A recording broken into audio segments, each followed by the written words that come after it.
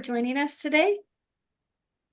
I'd like to welcome you to our session, Preparing Your LCRR and LCRI 2024 Game Plan. I'll start by covering a few key items. This session is being recorded, and you will get a copy of the recording sent to you. We encourage you to engage with us and with your fellow attendees. We'd love to understand where you, the audience, are in your digital water journey. And this is a big reason why we host these sessions. So we aim to build community through providing practical viewpoints, innovation tips, and also by giving you a chance to get your questions answered. So go ahead and use the chat to engage with other attendees. Let us know where you're joining from today. Please ask your questions through the Q&A panel at the bottom of the screen, and we'll try our best to get to all of them at the end of the session. Okay, so let's get started with some brief introductions.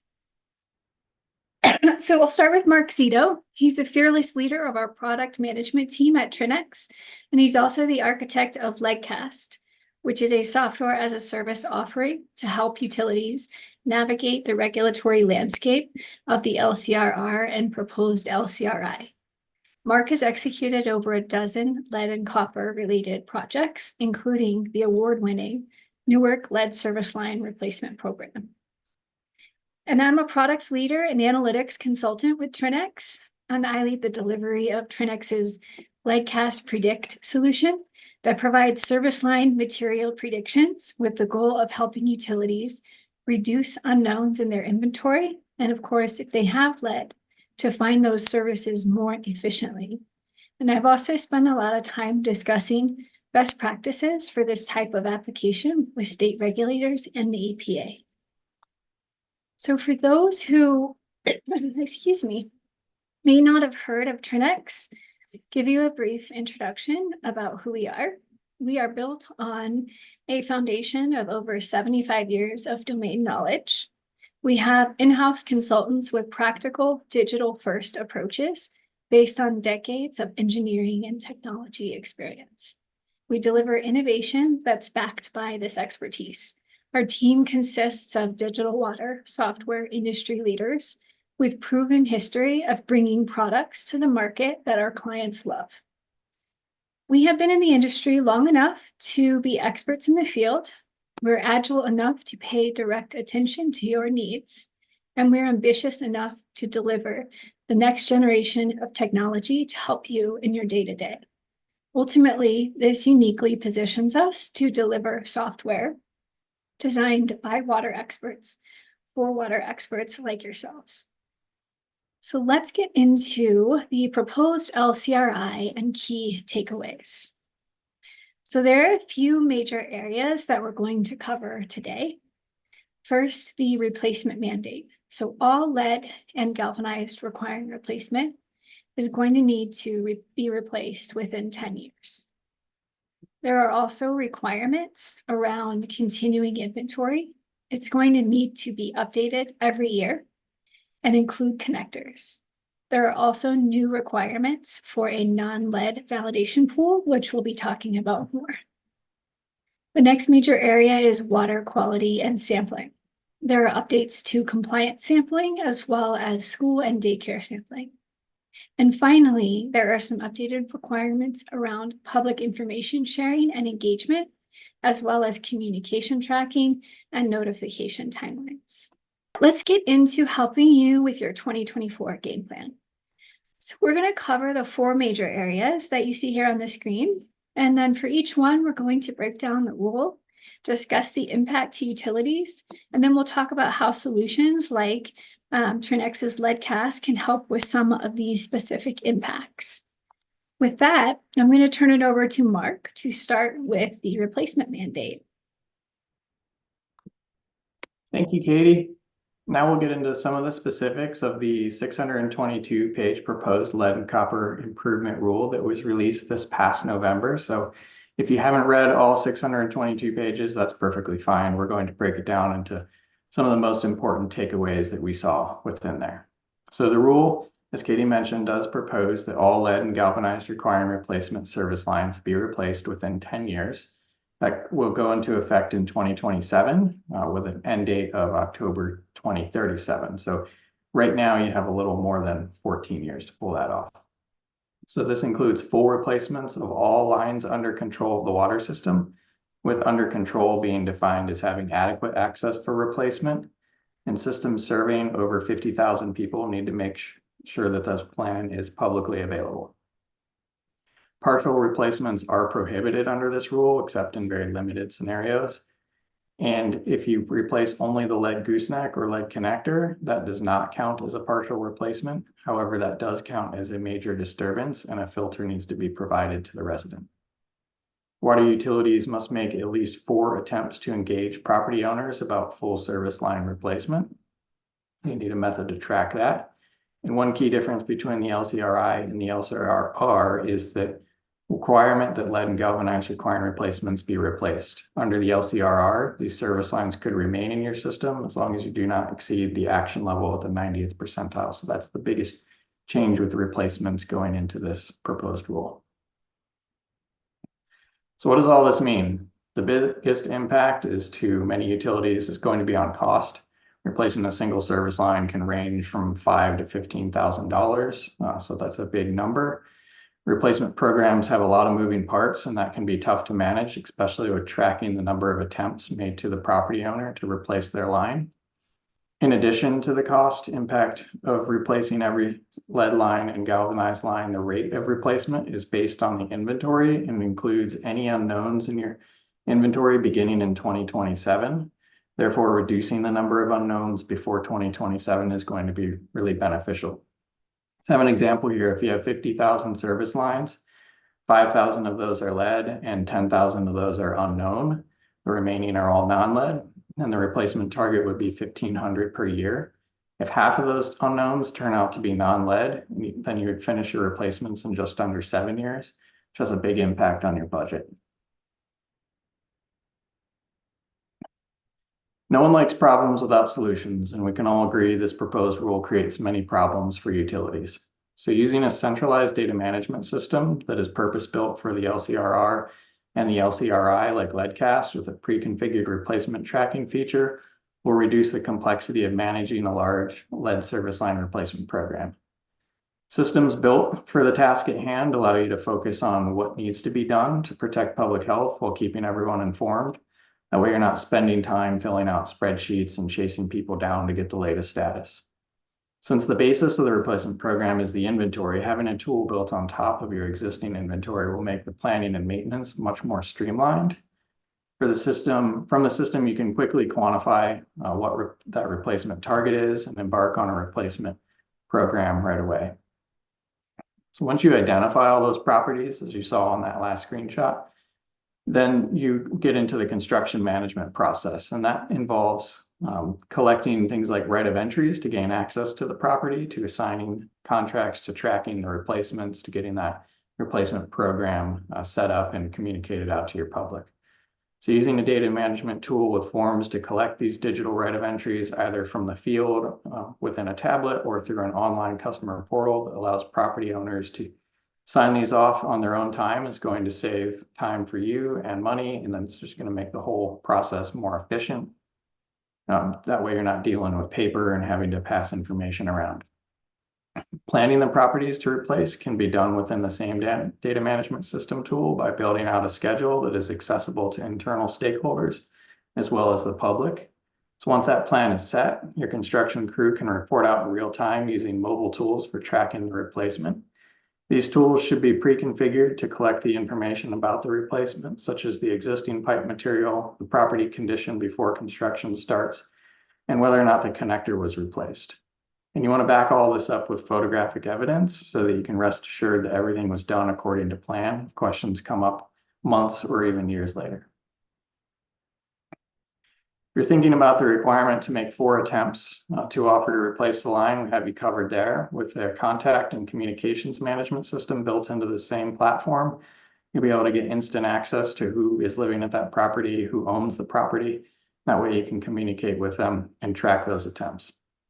The only way to know who to communicate with is if that property is lead or galvanized. So again, this hinges on the inventory. So you want those systems all communicating with each other.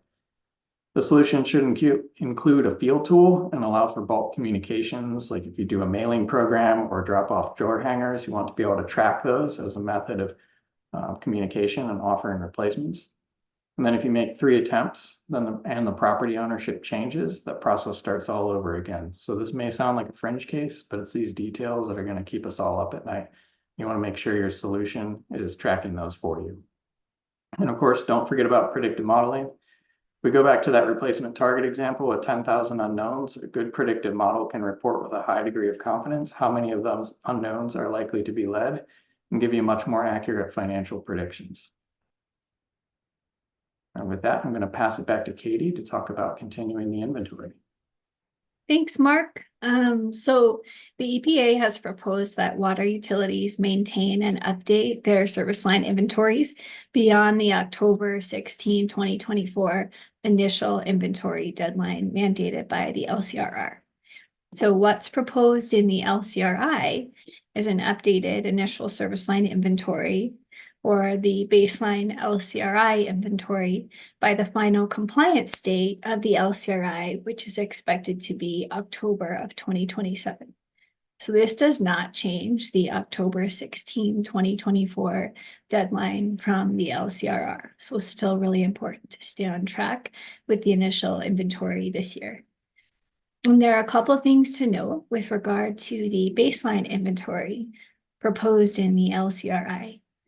One is that it includes connectors, and they have to be classified under certain categories, including lead, replace lead, never lead, unknown, or no connector present. Then the EPA is defining a connector as less than 2 feet. And as Mark mentioned, it's also important to note that the LCRI baseline inventory, excuse me, will set the replacement rate for utilities based on the sum of lead galvanized requiring replacement and unknowns. And beyond this, there are a couple more things to note. The proposed rule requires water utilities to continue updating the inventory annually, make it available to the public, and then additionally, utilities will need to report on lead replacements completed each year. Also, this is perhaps one of the most significant updates in this area. Utilities are going to need to identify the material of all unknown services within 10 years. So that's expected to be by 2037. There's also a new requirement for a non-lead validation pool to be established. Talk a little bit more about that on the next slide.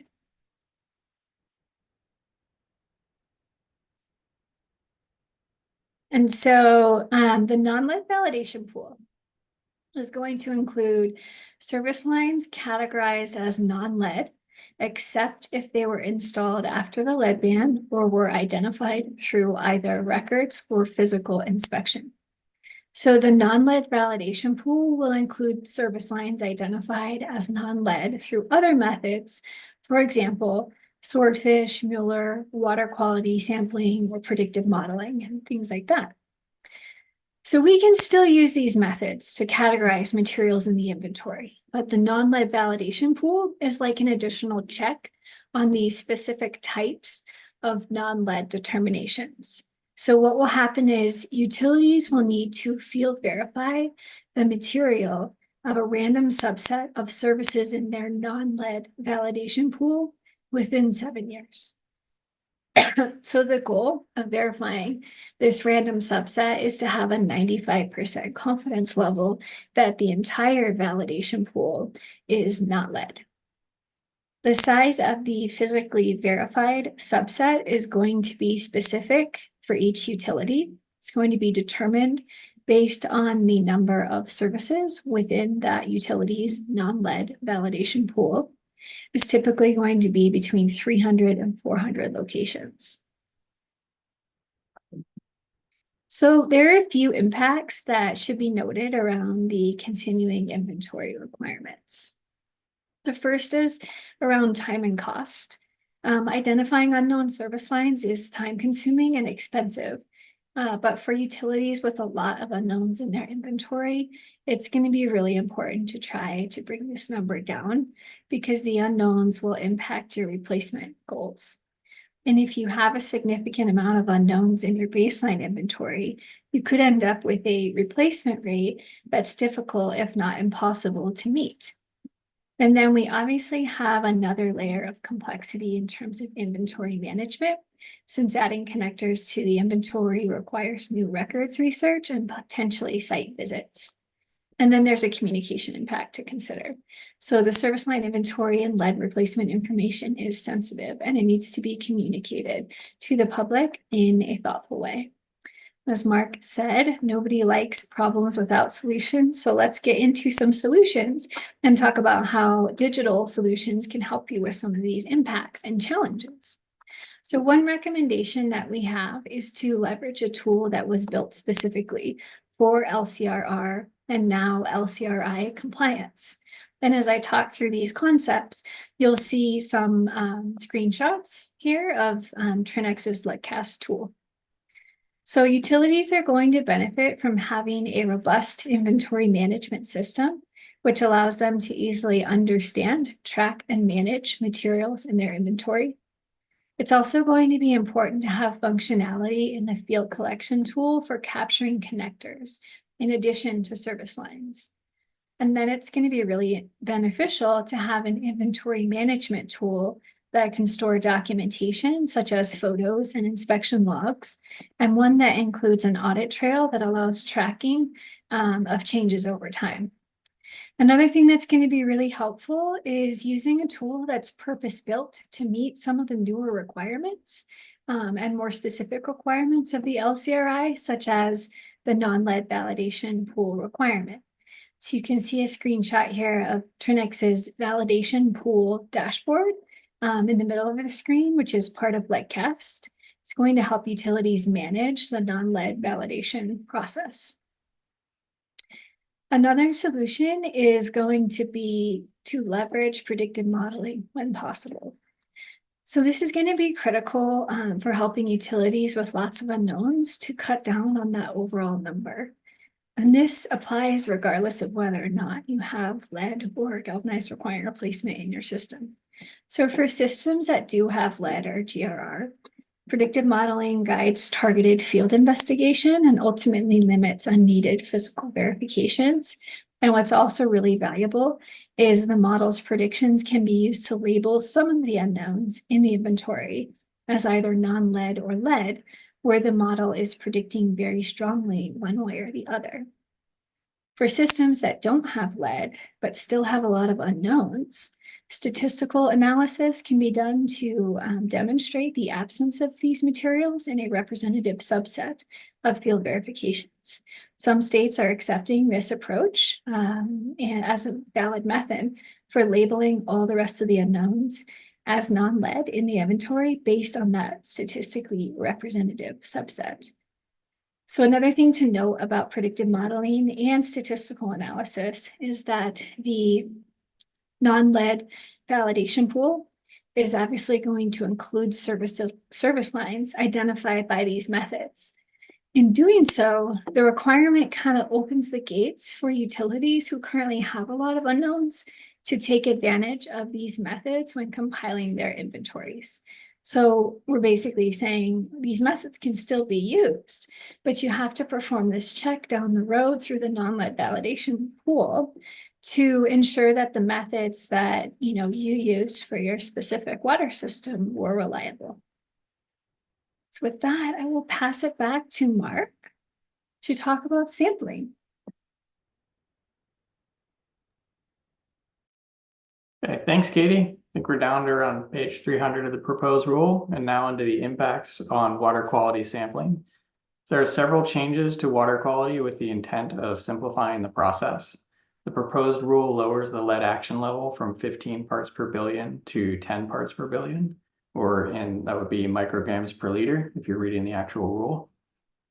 Properties with lead service lines will require first and fifth liter sampling, and the higher level is going to be reported, meaning if there is more lead detected at the fifth liter, which is typically the service line, that is the value that will be reported. The find and fix has been renamed to system and site assessment and is required with a single exceedance.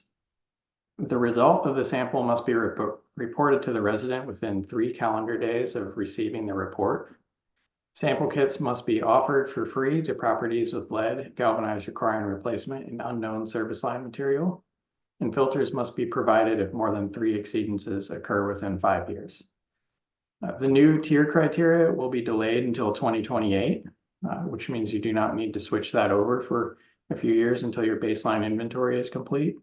And school and daycare sampling has also been delayed until that date as well. The timeline, however, has been updated for school and daycare sampling. That sampling efforts that have been performed since January 2021 will count towards the sampling requirement. So if you have active programs going on right now or have been in place for a few years, those do count, which is an effective cost savings. In addition, the school and daycare, like I said, will be pushed back to 2028 start time. So the impacts of this rule or the logistics of managing sampling have become more complicated, especially when considering the timing requirements around notifications to residents, offering test kits to a subset of properties, not everyone, and then performing these site assessments after a single exceedance. That requirement to notify within 3 days of receiving the results is going to impact any current workflows that you have in place, and that's a good one that's ripe for automation. So let's talk about solutions. So Leadcast is a partnership with Simple App, and they offer dropship direct-to-consumer solutions, which provides a mechanism for residents to request a kit through the Leadcast public portal. And then once that kit is approved, it could go directly to the home. And that can be, because that's tied to the inventory, that can be configured so you only display this information to residents with lead, galvanized requiring replacement, or unknown. So that would satisfy that requirement to offer free kits to your ratepayers. Having a data management system that directly integrates with the lab provides a solution for informing the residents within that 3-day window, because those notifications can then be automated. There's no transcribing paper into a system and then printing that back out and sending it out to someone. That process can be fully automated. And if you want, you can have a QA workflow in the middle. And having those workflows with notifications will reduce the burden of meeting the requirement on time. With that, I'm going to pass it back to Katie to talk about public engagement. Well, thank you, Mark. And it looks like we have some good questions coming in and good chat going on. So I appreciate that engagement. So for public engagement, the EPA is proposing measures to increase the public's education on lead, increase messaging to consumers, and increase alerting to consumers regarding important updates on their water supply. There's a lot to consider with regard to public engagement requirements, but some of the highlights are here on the page. So to start, systems need to be able to respond to inquiries on incorrect material categorizations within 60 days. So they're going to need a verifiable way to do this. All notices of lead and copper sampling results, as Mark mentioned, need to be delivered to consumers within 3 days. This applies regardless of the concentration level in the result. Utilities also need to provide instructions in the consumer confidence report for the public to access the inventory. And then if the system has lead or GRR, utilities will also need to provide instructions for the public to access the replacement plan.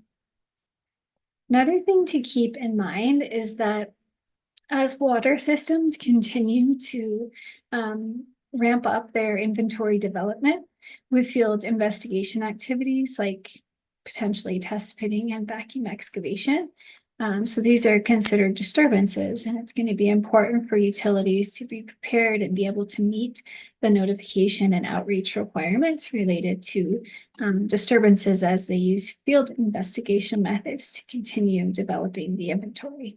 And a similar consideration applies to sampling. So with the proposed lowering of the action level, and it's expected that more utilities will experience exceedances. And so it's going to be important for utilities to be prepared to comply with notification timelines which under the rule is 24 hours for an action level exceedance. Another highlight is that public engagement materials need to include statements offering a full translation to other languages in areas with limited English proficiency. So, you're going to need to have the capability to perform that full translation should somebody request it. So let's talk about the impacts. So first of all, fielding, triaging, and responding to customer communications has the potential to be pretty resource intensive. It may be beyond the scope of operation that utilities are operating in now. And second, the shorter timeframes for notifications kind of across all areas of the LCRI will require staffing support 365 days a year, which isn't always feasible.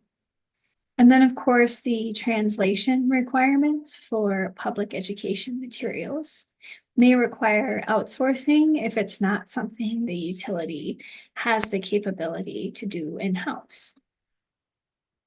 But there are definitely ways, if we move on to solutions, there are ways that tools such as Lightcast can help with some of these impacts. So first, having a public portal where utilities can publish information for the public and communicate and engage with customers is going to be key. You can see a screenshot, actually video here of Lightcast's public portal, which is going to be really helpful to utilities in this entire process.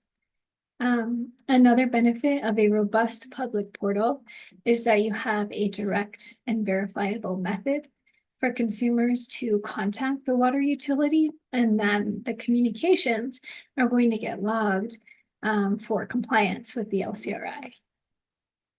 And tools that have sampling modules are also going to be really helpful in compliance efforts. For example, Lightcast has an integration with Simple Lab, which allows customers to review and share results from sampling with consumers in real time. And you also may need support for translation of customer-facing communication.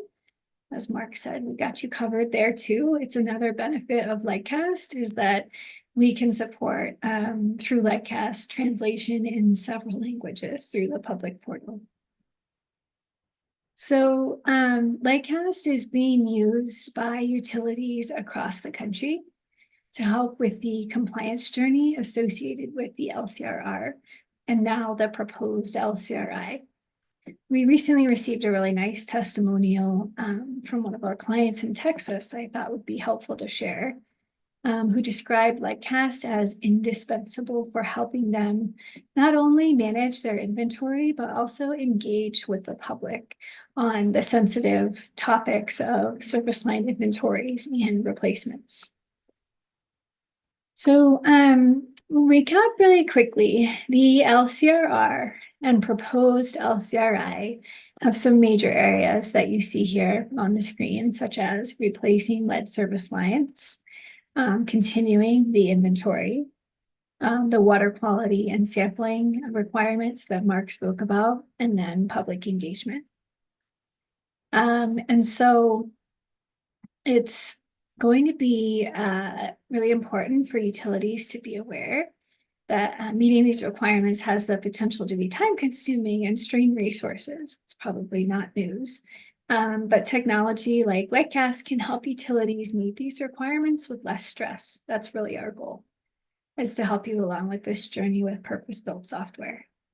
And as I just want to highlight some recommended actions too that we have for you as you prepare your game plan for 2024, given the continuing LCRR and the new proposed LCRI.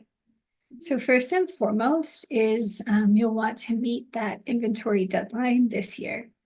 So nothing about the proposed LCRI changes that October 16, 2024 initial inventory deadline under the LCRR. So really important to hit that deadline.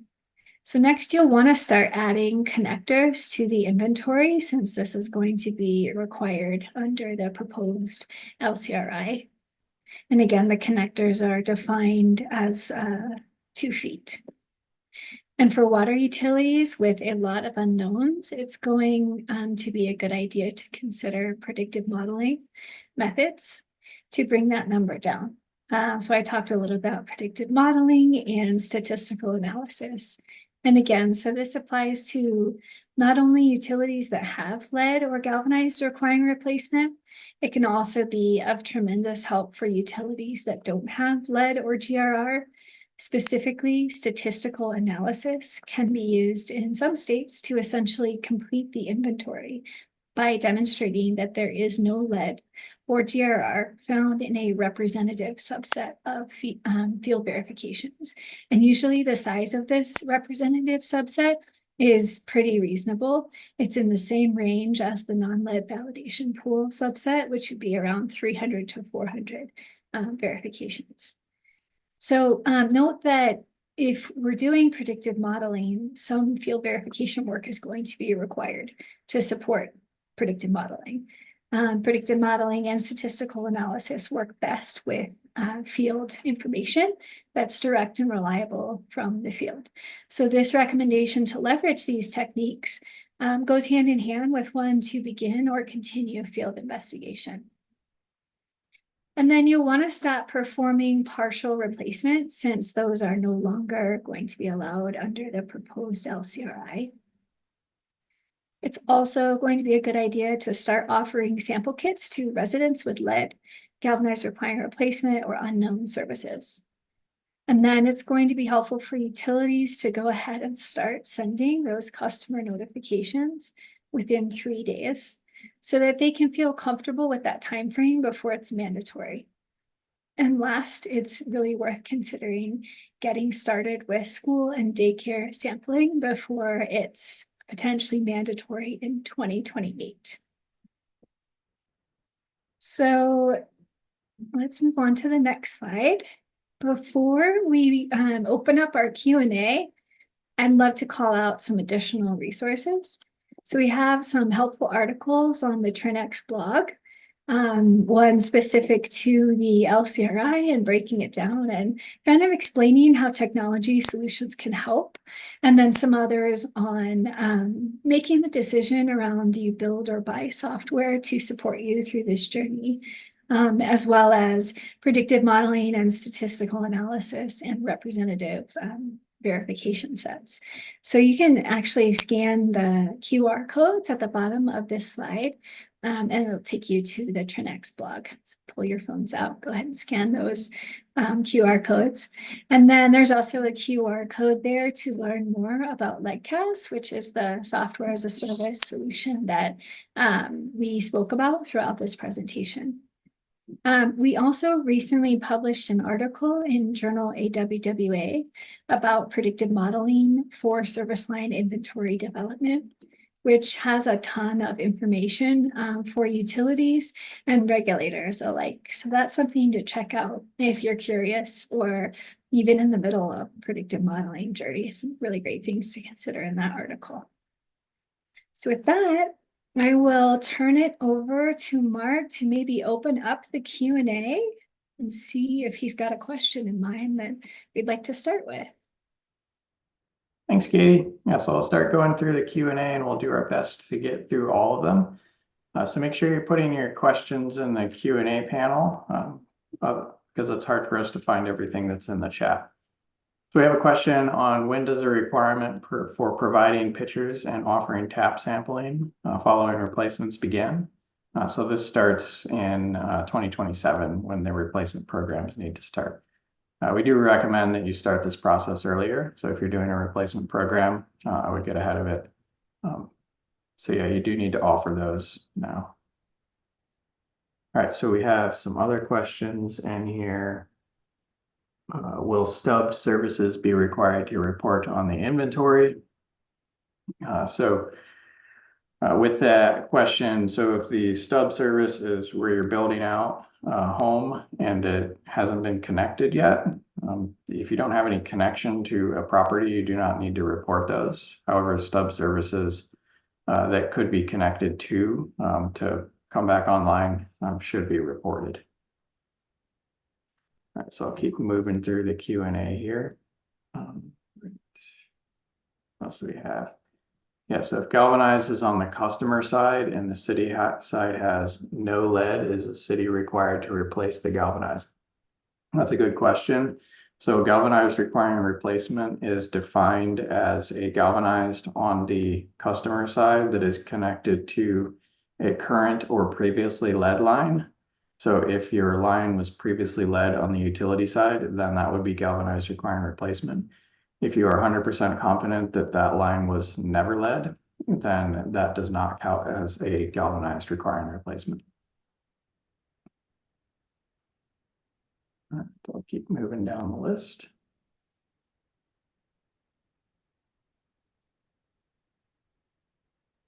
Okay, so there's a question on school and daycare sampling. Paperwork. So the question, is there paperwork needed for that work to be approved by state or health departments if you started post January 2021? It's a good question, and you need to check with your state primacy agency on what they're looking to see to accept that active program. Okay, so the question on translation aspect. So within Lightcast, we do use a service from Google to translate. So the question is on, how do we offer our public portal in other languages, and we use a translation service for that. To go a step further, the right of entry that you saw in there can be configured in multiple languages, and that would be user input because the right of entry has a lot of legal language in it. We don't want to leave that purely to a translation service, so that text can just be input in the language by the user. Okay, keep going. It's a question on how is distribution system sampling different from tap sampling. So distribution sampling would occur out in the system at like a connection point, like a hydrant, whereas tap sampling occurs within the property at the home. And tap sampling would primarily draw off the interior plumbing unless you do 5th liter, and that would go out to the service line. Okay, keep going through the questions. Does the rule require replacement of the service from the meter to the home? Yes, it does. That would be the private side or the customer side. All right, if lead lines are minimal and unknowns are abundant, can identifying unknowns as non-lead count toward the replacement requirement? That's a great question. So it will lower your number, but you want to do that as much as you can prior to 2027, because that's when you have to start your replacement program or submit your replacement plan. Okay, so how will unknown connectors affect overall service line category? Do you want to take that one, Katie? Yeah, so the EPA has defined a connector as less than 2 feet. So it's more than 2 feet. It's going to be, and you've got a lead connector, it's going to be a lead service line, is my understanding. Yeah. Anything to add to that, Mark? Yeah, that's a good answer. So connectors don't really count into the overall service line categorization. If they are lead, they do need to be replaced as you come across them. That's how it's defined for the replacement of those. Okay, so there's a question on school and daycare sampling delayed until 2028. Is a list still required by October 2024? No, so that is entirely delayed until 2028. I recommend tracking those schools already because the requirements are similar. But you don't have to submit your plan until 2028 and start that process. Here's one for Katie. Which states have agreed to accept predictive modeling? So many states, too many to list, I think, but we do have a blog article on this. And some that come to the top of my mind are recently Kansas, Florida, Virginia, Massachusetts, New York, California, Colorado, and the list goes on. So we have a blog article. If you scan that QR code on the resources page, maybe you can skip back to that real fast, Mark. And they can scan the QR code and jump to our blog, and you'll see an article entitled "Which States Accept Predictive Modeling." All right, great answer.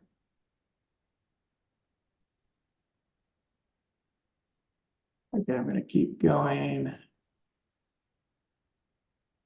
How should I word everything regarding galvanized to the public without being too confusing? That is a great question, and that is a challenge because every time I have to describe what is galvanized requiring replacement, it's confusing. So I think the best way to, well, I would recommend reaching out to a communications professional for that. Okay, I'll keep going. Is Leadcast a web-based subscription software services? Yes, it is. And you can get more information on it by going to our blog. And on our blog, there is a place down at the bottom where you can request more information and then someone will get in touch with you.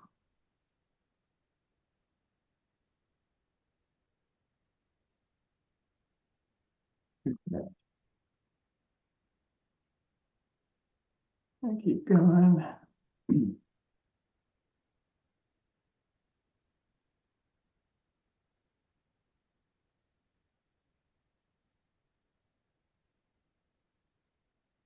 Okay, so there's a question on if the service line on the private or on the utility side is lead and the owner side is GRR. What if there's lead in the distribution? So anything that is on the mains does not count. So if you have a lead main, which I've not come across before, that would not count. It's just the service line being lead.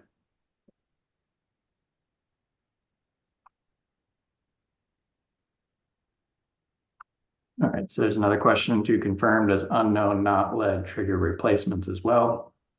It does not. So unknown not lead is an acceptable category. And what that means is you do not know what the actual material is, but you know that it's non-lead. For example, this could be if your diameter is greater than 2.5 or 3 inches, or if the property was built post 1986 or whenever your local lead ban went into place. So you do not need to report on what those materials are. You can simply put those in as unknown not lead or other not lead.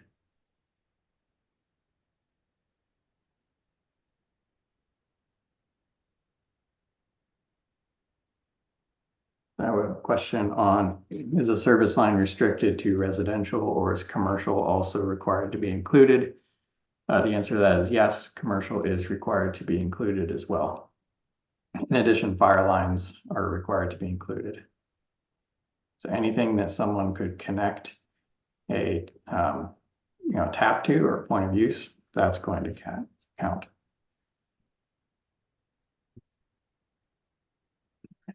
And a couple more questions coming in. I got a question on lead joints and whether or not that triggers galvanized requiring replacement. The answer is no. Lead joints do not count as a lead service line or as a previously lead.